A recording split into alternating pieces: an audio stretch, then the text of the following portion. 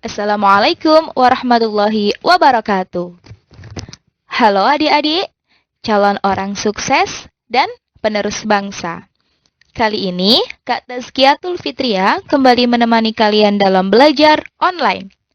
Jika pada materi sebelumnya kita sudah membahas tentang teks prosedur, ada pengertian, jenis-jenis, ciri-ciri, dan struktur, maka kali ini kakak akan melanjutkan pada kaidah kebahasaan teks prosedur. Namun sebelum kalian melanjutkan video ini, jangan lupa like, subscribe bagi yang belum subscribe, share, dan nyalakan loncengnya, agar kalian tidak ketinggalan pada pembelajaran bahasa Indonesia yang berikutnya.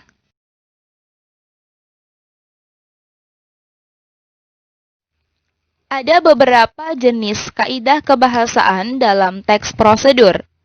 Yang pertama, menggunakan kalimat imperatif atau kalimat perintah.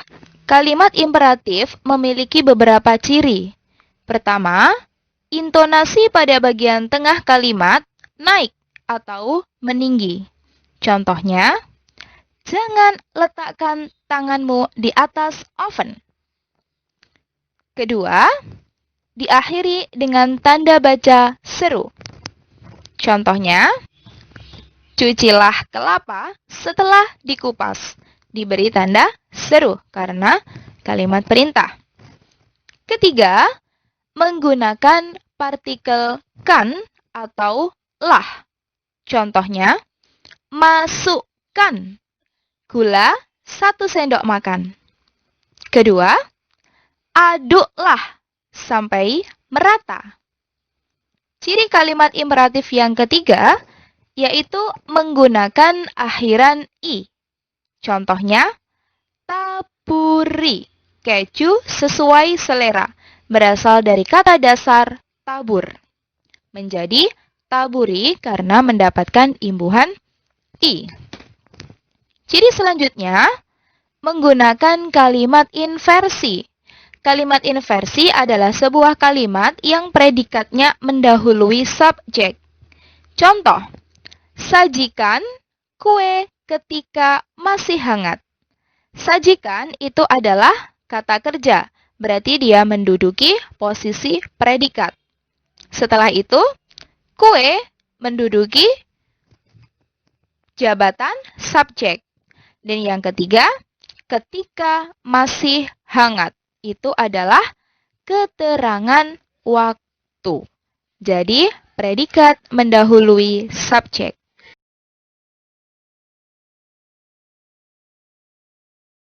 Kaidah kebahasaan yang kedua yaitu menggunakan kalimat deklaratif atau kalimat berita. Kalimat ini berfungsi untuk menyampaikan informasi. Biasanya terletak pada struktur tujuan. Kalimat ini diakhiri dengan tanda baca titik. Contohnya, setiap orang harus memperhatikan dan menjaga kebersihan, baik kebersihan lingkungan maupun diri sendiri. Menjaga kesehatan ternyata tidak sulit. Kita bisa melakukannya dengan kegiatan sederhana, yaitu dengan mencuci tangan. Nah, kalimat tersebut merupakan kalimat informasi kan? Dan diakhiri dengan tanda baca titik. Ciri yang ketiga, menggunakan kalimat interrogatif atau kalimat tanya. Kalimat ini digunakan untuk menanyakan sesuatu. Masih juga terdapat pada struktur tujuan.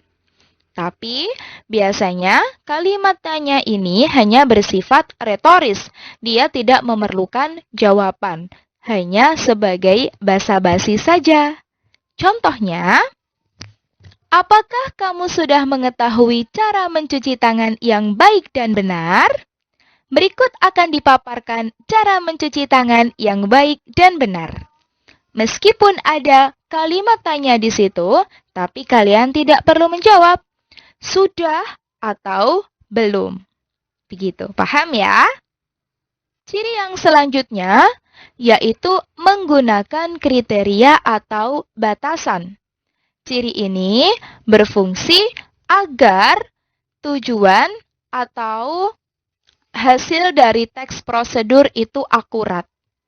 Contohnya, basahilah tangan hingga pergelangan dengan air yang mengalir, kemudian tuangkan sabun ke telapak tangan 2-3 tetes. Nah, di situ ada kata hingga pergelangan. Kemudian ada juga kata 2-3 tetes. Itu merupakan contoh kalimat batasan.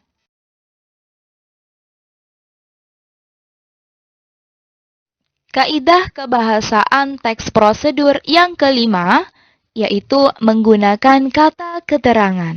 Kata keterangan yang sering digunakan adalah keterangan cara, alat, tujuan, dan syarat.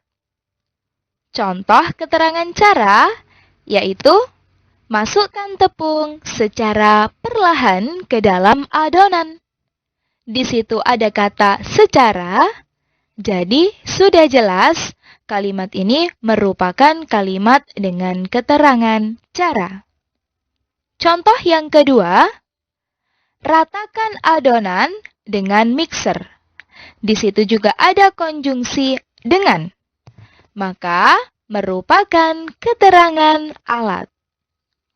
Dan contoh yang selanjutnya, jangan terlalu lama mengukus agar coklat masih berwujud cair.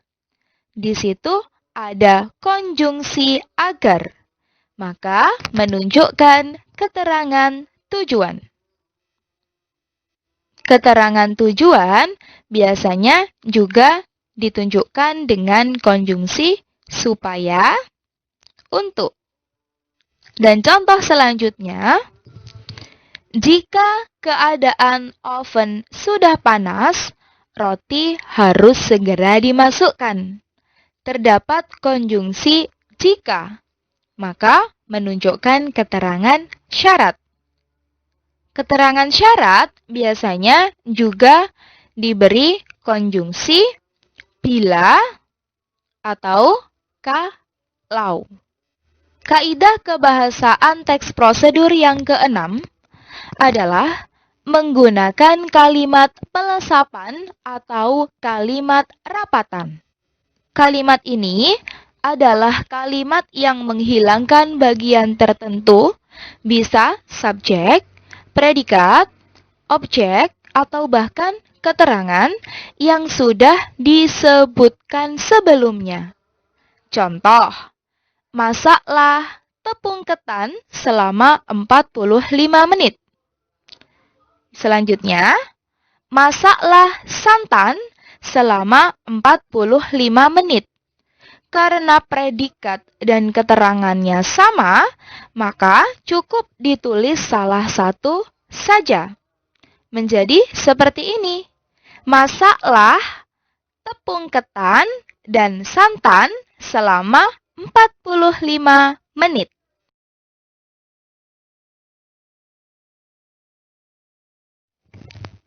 Kaidah kebahasaan yang selanjutnya yaitu menggunakan kalimat pasif untuk proses. Jika berbicara tentang kalimat pasif, kalian harus paham dulu apa itu kalimat aktif.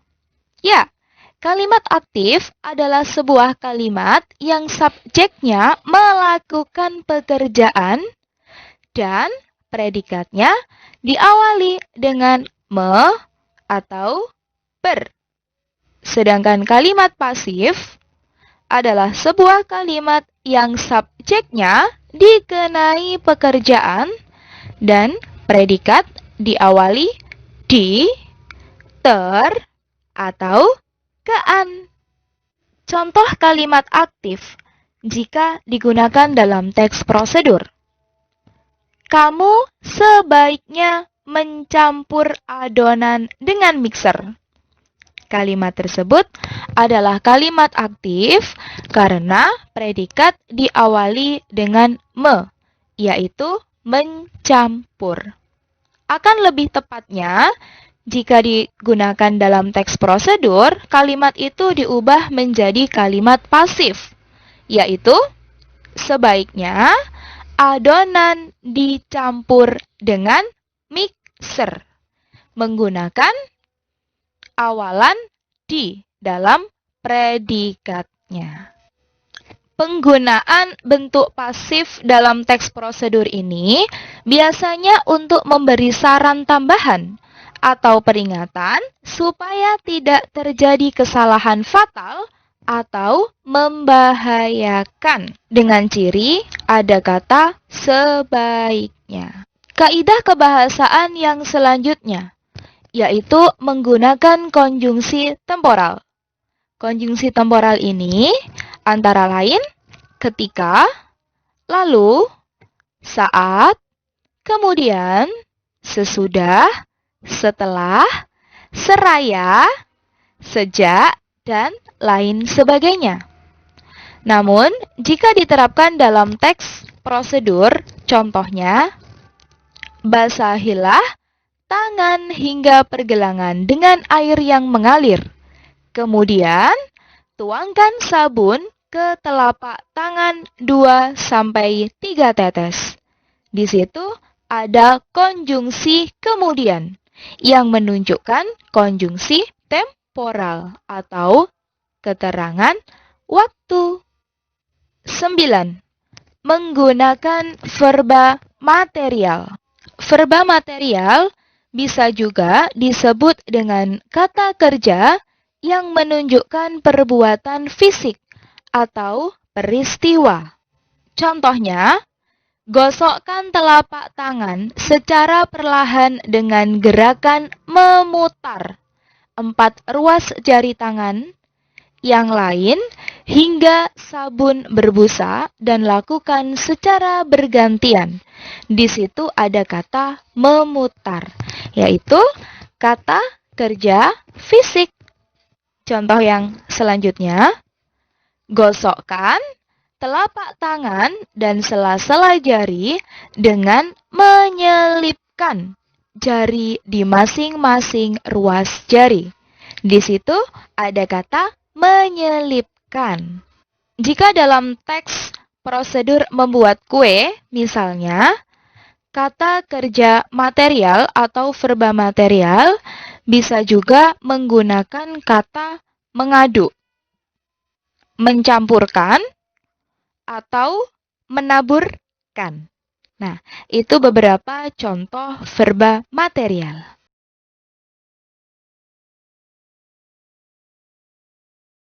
Kaidah kebahasaan teks prosedur yang terakhir, yaitu menggunakan kata baku. Contohnya, sebaiknya adonan dicampur dengan mixer. Kita sering menjumpai kata mixer itu ditulis dengan huruf M-I-X-E-R.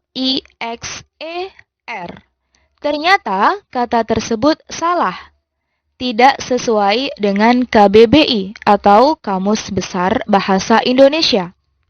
Coba kalian cek kata mixer itu yang baku adalah menggunakan huruf M-I-K-S-E-R, yaitu mixer, yang memiliki makna alat pengocok atau pengaduk adonan, dan sebagainya. Contoh kedua, jangan letakkan tanganmu di atas open. Open itu bukan menggunakan huruf O-P-E-N, melainkan menggunakan huruf O, V, E, dan N. Sesuai dengan KBBI, oven memiliki makna tempat pembakaran atau pemanggangan kue atau roti. Begitu ya adik-adik kaidah kebahasaan dari teks prosedur. Sangat mudah kan? Nah, agar kalian bisa lebih memahami materi-materi yang selanjutnya, pastikan kalian nyalakan lonceng dari video ini. Sehingga kalian tidak ketinggalan dengan materi pembelajaran bahasa Indonesia yang lainnya. Sekian dari Kak Taskia, sampai jumpa pada materi selanjutnya. Assalamualaikum warahmatullahi wabarakatuh.